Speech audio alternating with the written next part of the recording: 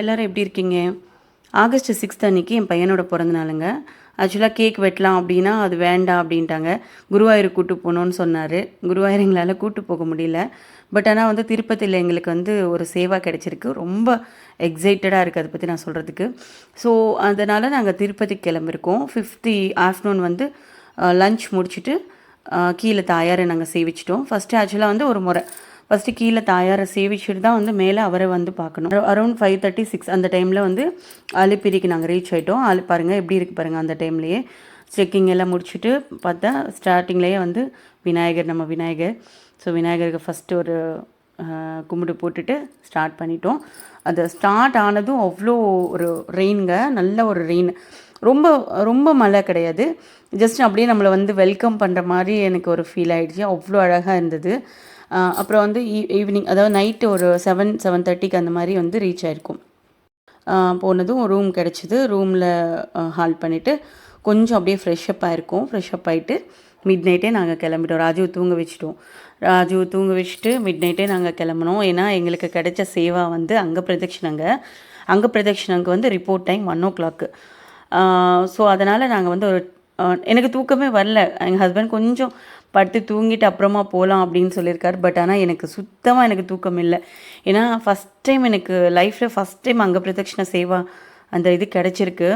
அது எப்படி பண்ணணும் எனக்கு ஒன்றுமே தெரியல. எனக்கு அது ஒரு கன்ஃபியூஷனாகவே இருந்தது.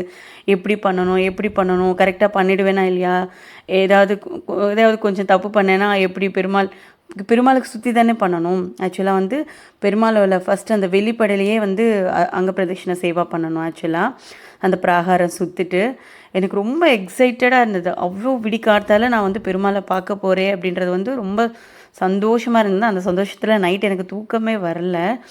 ஸோ அவரையும் எழுப்பி ஒரு 10:30 நாங்கள் பார்க்க போயிட்டோம். அப்படியே நம்மளை வெல்கம் பண்ணுற மாதிரியே இருக்குது பாருங்கள். எல்லாமே அந்த அன்னமாச்சாரியா ஸ்டாச்சு ஆகட்டும், இங்கே வந்து இந்த பார்த்தா பெருமாள், அதுக்கு பக்கத்தில் கருடர், இந்த சைடு ஆஞ்சநேயர். ரொம்ப அது மனசுக்கு வந்து ரொம்ப ப்ளசண்ட்டான ஒரு என்விரான்மெண்ட்டுங்க திருப்பதி. எனக்கு லைஃப்லான்னு கிடையாது, எனக்கு வந்து எனக்கு ரொம்ப பிடிச்ச ஊர், எனக்கு ரொம்ப பிடிச்ச பிளேஸ் அப்படின்னா வந்து திருப்பதி தான். அப்பப்போ நாங்கள் இங்கே வருவோம். என்ன ஒரு கஷ்டமாக இருக்குது, மனசில் ரொம்ப கஷ்டமாக இருக்குது அப்படின்னாலும் நாங்கள் இங்கே வந்துடுவோங்க. அவ்வளோ மனசுக்கு ஆறுதலோ, ஏதாவது ஒரு கேள்வியோடு நான் வந்துட்டேன்னா ஒரு ஆன்சரோடு தான் நான் வந்து சென்னைக்கு திரும்பி போவேன். அது வந்து திருமலாவில் தான். ஸோ அந்த மாதிரி ஒரு பிளேஸ் எனக்கு. மெதுவாக நடந்து போய் ரீச் ஆக எப்படியோ ஒரு 11:30 ஆகிடுச்சி. ஸோ ஸ்டார்டிங்கில் வந்து எடுத்த உடனே நம்ம வந்து பெருமாளை பார்க்க முடியாது. கீழே தாயாரை சேவிக்கணும். அதுக்கப்புறம் வந்து இந்த துவஜஸ்தம்பம் எதிர இங்கே வந்து இந்த தேங்காய் ஒடிச்சு அப்புறம் வந்து கற்பூரம் காட்டுட்டு அதுக்கப்புறமா தான் வந்து வராக பெருமாளை நம்ம பார்த்துட்டு தான் பெருமாளை பார்க்கணும். இதுதான் வந்து புஷ்கரிணி. ஆக்சுவலாக இந்த நெக்ஸ்ட்டு மந்த்து வந்து பிரம்மோத்சவம் வருது இல்லையா, ஸோ அதனால் வந்து புஷ்கரணி ஃபுல்லாக வந்து க்ளீன் பண்ணுறாங்க. ஸோ அந்த மெயின்டெனன்ஸில் இருக்கிறதுனால வாட்டர் எதுவுமே கிடையாது. அந்த தண்ணியே வந்து நமக்கு இங்கே ஷவரில் வந்துடும். ஸோ ஷவரில் வந்து நானும் எங்கள் ஹஸ்பண்டு வந்து குளிச்சுட்டு அந்த ஈர துணியோடய அப்படியே வந்து கோயிலுக்கு, அதாவது ரிப்போர்ட்டிங் பிளேஸுக்கு வந்து வரணும். ஸோ அதான் வந்துட்டுருக்கோம்.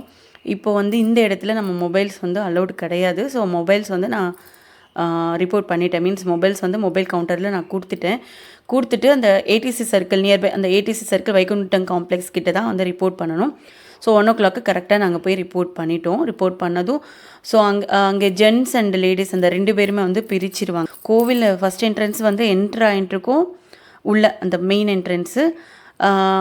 என்ட்ரானதும் இந்த அந்த சுப்ரபாதம் வச்சுருக்காங்க. அது அப்போ தான் வந்து பக்கத்தில் அந்த சைமல்டேனியஸாக வந்து சுப்ரபாதம் சேவை நடந்துகிட்ருக்கு. மனசுக்கு அவ்வளோ ரொம்ப சந்தோஷம். இந்த கௌசல்யா சுப்ரஜான ஆரம்பித்ததும் எனக்கே தெரியாமல் நானே பாட ஆரம்பிச்சிட்டேன். அந்த பாட்டு அந்த சுப்ரபாதம் வந்து நானே பாட ஆரம்பிச்சிட்டேன். இந்த பக்கத்தில் அந்த வாலண்டியர்ஸ் வந்து அங்கே பிரதட்சணம் பண்ணுறவங்களேருந்து வரிசையாக படுக்க வச்சுட்டாங்க. படுத்தது மட்டும்தான் தெரியும். எப்படி அது உருண்டு, எப்படி அந்த லைன் முடிஞ்சிடுச்சு, எப்படி அந்த பிராகாரம் சுற்றி நான் எப்போ வந்து ஒரு ரவுண்ட் அடிச்சிட்டேன்னு எனக்கே தெரியாது. அது ஒரு சக்தி நம்ம மைண்டுக்குள்ளே போயிட்டு நம்மளை உருட்டின மாதிரி தான் இருக்குது. கோவிந்தா அவ்வளோதான். கோவிந்தான்ற வார்த்தை மட்டும்தான் எனக்கு தெரியும். ஃபஸ்ட்டு கோவிந்தா மட்டும்தான் எனக்கு தெரியும். அதுக்கப்புறம் எப்படி நான் வந்து கோவிந்தா கோவிந்தான்னு சொல்லிட்டு எப்படி நான் உருண்டு அந்த சைடு வந்துட்டேன்னு எனக்கு தெரியாது. மறுபடியும் வாலண்டியர் தான் தட்டி எழுப்பி என்னை எழுப்பிட்டாங்க. அதாவது அது ஒரு சக்திங்க. அது ஒரு அது சொன்னால் எனக்கு சொல்ல தெரியல. அவ்வளோ அந்த தெய்வுக்கு அந்த சக்தி வந்து அங்கே இருக்குது. அந்த அந்த பெருமாளோட சக்தி கரெக்டாக இருக்குது அங்கே. ஆனந்த நிலையம்னு சொல்லுவாங்க. வைகுண்டம்ல அவர் இருக்கிறது அங்கே வந்து நம்மளால் உணர முடியும். அந்த மாதிரி ஒரு வைப்பு, டிவைன் வைப்பு. அங்கே பிரதட்சணம் முடித்தாக்கா லேடிஸ் அண்ட் ஜென்ஸ்க்கு தனித்தனியாக தான் தரிசனம் முடிஞ்சிடுச்சு. ஸோ எல்லாமே முடிச்சுட்டு அந்த சைமல்டேனியஸாக அந்த சுப்ரபாதம் சேவை முடிஞ்சுது. முடித்தாக்கா அவங்களோட தரிசனம் முடிச்சுட்டு தோமாலை சேவை டைம் தரிசனமில் தான் எங்களை வந்து உள்ளே விட்டுருக்காங்க. தோமாலை சேவையும் நாங்கள் பார்த்துருக்கோங்க. பட் ஆனால் இந்த சேவையில் உட்கார முடியல. பட் ஆனால் தோமாலையில் பெருமாள் எப்படி இருப்பாரோ அப்படி அது அந்த தரிசனம் எங்களுக்கு வந்து